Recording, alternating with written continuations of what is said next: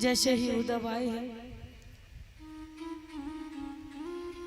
तो पता है जिस रास्ते से कन्हैया गए थे ना रथ में बैठ कर के, उस रास्ते पे उनके सखा उनका इंतजार कर रहे थे।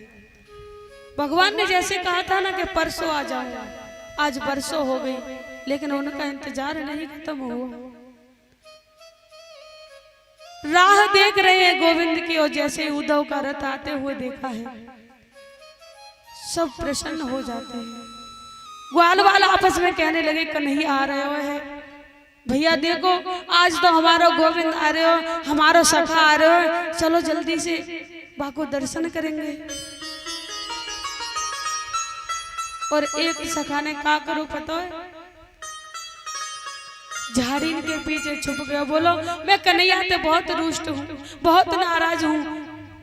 जब वो पूछे वो ना बुलावे वो, जब भी मैं वहां के सामने जाऊंगा मैं भी तो देखूं वो याद रखत हो या भूल गए हो। झाड़ी के पीछे छुप गया, लेकिन इतना प्रेम कन्हैया से, जैसे ही रथ आयो पास में सबसे पहले झाड़ी के पीछे से निकल के आ गया। बोलो ऐसा ना हो कि कन्हैया मुँह से पहले कोई देख ले या कन्हैया मुँह से पहले और का वो बुला ले। जैसे ही उद्धव को उतरते हुए देखा है सबका हृदय मानो टूट सा गया। कहा हमारा कन्हैया क्यों नहीं आया, कहाँ है, पीछे बैठा है क्या छुपके, हमें ऐसा लग रहा है हमसे मजाक कर रहा है। कन्हैया रथ से आ जाना, अब हमसे देखा नहीं जाता, अब हमसे सहन नहीं होता, जल्दी आ जाना। उद्धव जी ने कहा कृष्ण नहीं आए, मैं स्वयं आया हूँ, उन्होंने मुझको भेजा है, मैं उनका मित्र हूँ। ग्वाल वाले सब शांत हो जाते हैं, कह रहे कन्हैया को हमारी याद नहीं आती। उद्धव ने कहा आती है, उन्होंने ही तुम्हारे लिए संदेश भेजा है। मुझे ये बताओ भैयाओ कि मैया यशोदा का महल कहाँ है। सारे ब्रजवासी वहां पर खड़े थे। उन्होंने कहा देखो ये जो नाली बह रही है ना, इसके सहारे सहारे चले जाओ, जहां ये खत्म होगी वहीं पर नंद महल है, वहीं पर यशोदा मैया का घर है। उद्धव चलते जा रहे हैं, चलते जा रहे हैं।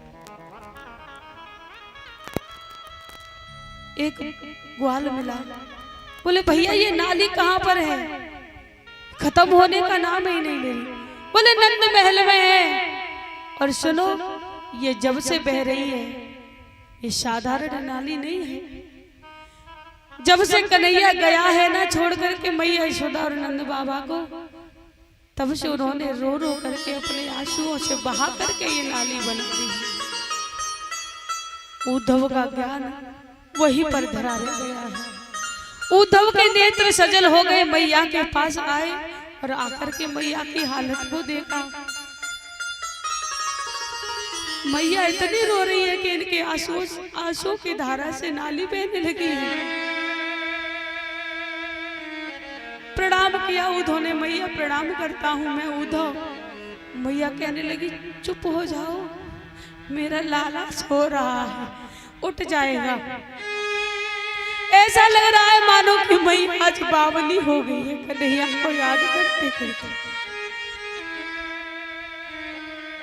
कोई शोर मत करो, मेरा लाला उठ जाएगा, रोने लगेगा, वो सो रहा है।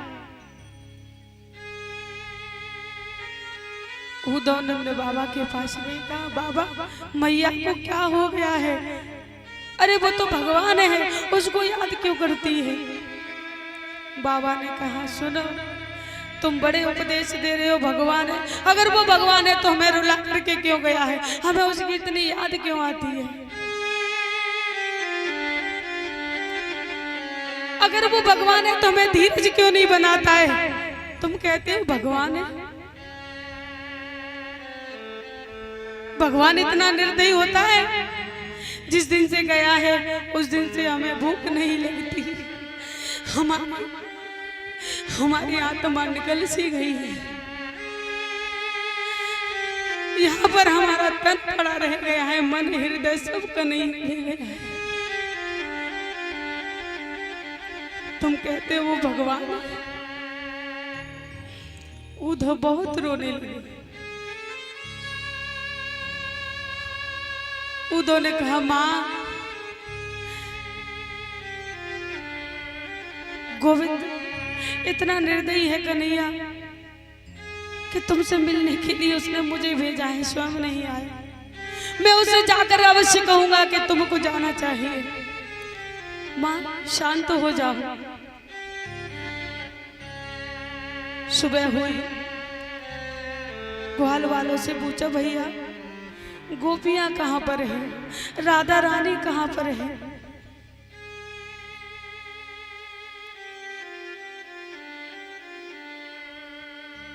जो कन्हैया ने मैया के लिए कहा था, उद्धव ने मैया से बता दिया कि मैया, कन्हैया कहते हैं मैया मुझे बहुत याद आती है।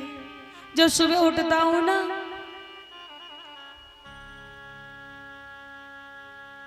तो लगता है जैसे मेरा कोई नहीं है संसार में तेरे बिना। मैया मुझे उस पल की याद आती है जब मैं सुबह सो के उठता और तुम्हें रोग ताते पानी से मुंह धुलाती, फिर मुंह ताजो ताजो माखन निकाल के देती। मैया बहुत याद कर रही है। उद्धव जब गोपियों के पास गई है ग्वाल वालों के साथ, कहा मैं गोपियों से अकेला ही मिलूंगा।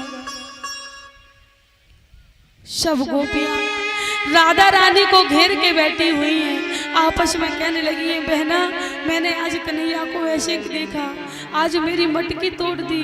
कोई कह रही है आज मेरे स्वप्न मेरी चुंदरी फाड़ दी है, कोई कहती है आज मेरे स्वप्न मेरे गोविंद ने माखन चुरा लियो। कोई कुछ कहती है, कोई कुछ कहती है, लेकिन राधा शांत रहती है। गोपियों ने कहा राधे तुम क्यों नहीं कुछ कह रही हो? तुम्हारे सपने में तो कन्हैया सबसे ज्यादा आता होगा, बताओ ना क्या कहता है तुमसे सपने में आकर के? राधा रानी ने कहा सुनो, तुम तो इतनी भाग्यशाली हो कि तुम नींद लेती हो तो सब कन्हैया तुम्हारे सपनों में आता है, लेकिन मेरा तो ऐसा दुर्भाग्य है जिस दिन से कन्हैया के आए ना मुझे तो नींद ही नहीं। मैं सपन देखूं कैसे? मुझे तो नींद ही नहीं आई। मैं स्वप्न देखूं कैसे? कैसे कन्हैया का दर्शन कर लूं? तुम तो इतनी बड़भागी हो कि तुम्हें चैन से नींद तो आ जाती है, कम से कम तुम सपने में कन्हैया का दर्शन तो कर लेती हो।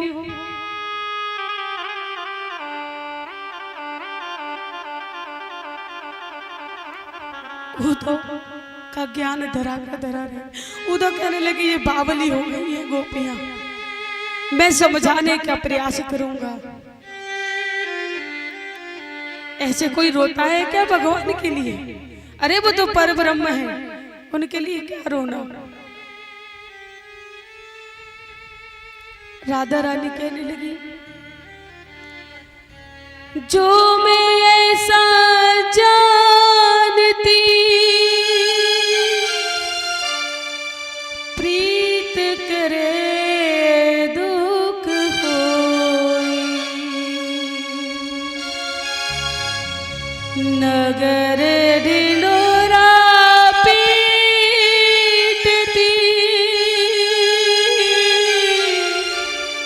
प्रीत ना करियो कोई, प्रीत ना करियो कोई।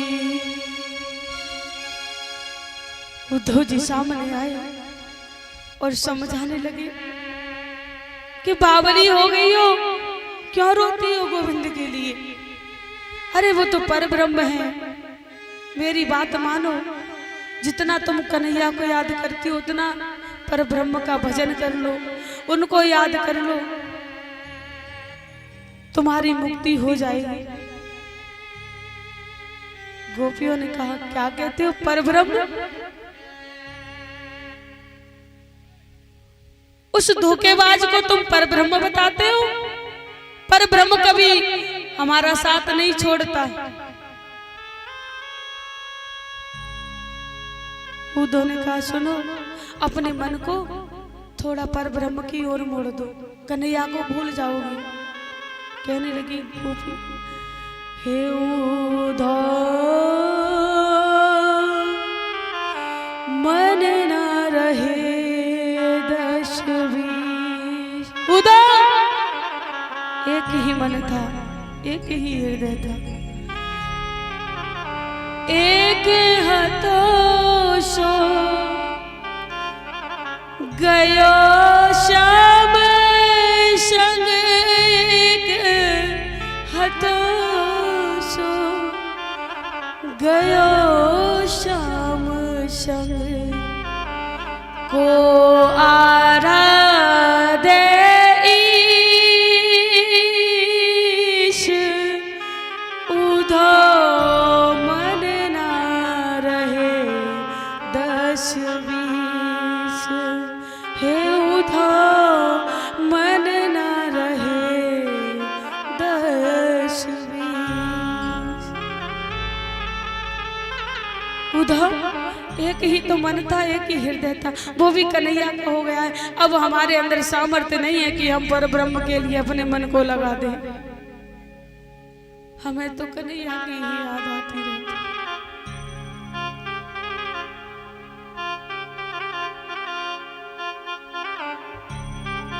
हे कन्हैया, हे गोविंद, एक बार आ जाओ। अगर मुझे पता होता ना कि तुम इतने झूठे हो, कि झूठे तेरे वादों पे